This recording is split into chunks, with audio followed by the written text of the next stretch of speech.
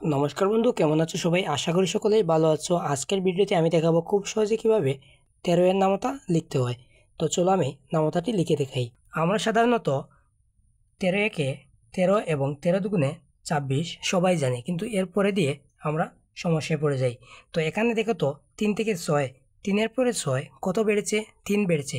তো আমরা এভাবে এই 1 2 ধারাবাহিকগুলো না লিখে প্রথমে এই লাইনটি আমি লিখে নিই। এখানে 3 থেকে 6 বাড়তে কত বেড়েছে? 3।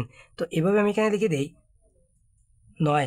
6-এর সাথে 3 যোগ করলে হয় 9, এবং 9-এর সাথে 3 যোগ করলে কত হয় বলো তো? 12 হয়। তো 12 থেকে আমি 2 লিখব এবং 1 আমার হাতে রাখবো। 1 কোথায় রাখবো? হাতে থাকবে।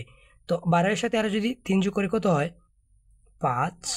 5-এর সাথে 3 যোগ করলে হয় 8। 8-এর সাথে যদি আমি আর 3 যোগ করি কত হয়? 11।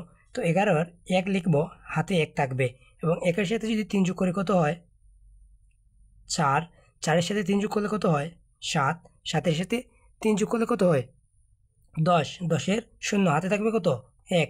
তো এবার চলো আমি এই ধারাবাহিকগুলো পূরণ করে দিই। তো 1 2 এখানে লিখব 3, এবং এখানে 3 4 লিখব। 3-এর পরে ধারাবাহিক কত ছিল? 3। তো 3-এর পরে 4 লেখার কথা, কিন্তু লিখবো আমি 5। কেন? এখানে 4 হয়, কিন্তু এই যে হাতে ছিল 1, সেই একটি যোগ করে দিলে হয় 5, এবং 6 7, এবং এখানে দেখো তো 1 ছিল হাতে, তো এখানে লেখার কথা কত? 8। তো কিন্তু 8 না লিখে আমি লিখব 9। তারপরে এখানে লিখব কত? 10 11। 11-এর পরে কত হওয়ার কথা? 12, তাই না? কিন্তু হাতে ছিল আগের 1। তো 12 এবং 1 যোগ করলে কত হয়? 13। ফাইনালি 13 এর কোটা নামতা আমার হয়ে গেল। তো যদি এই ট্রিক্সটি ভালো লাগে তাহলে অবশ্যই ভিডিওতে একটি লাইক দিয়ে চ্যানেলটি সাবস্ক্রাইব করার অনুরোধ থাকবে। ধন্যবাদ।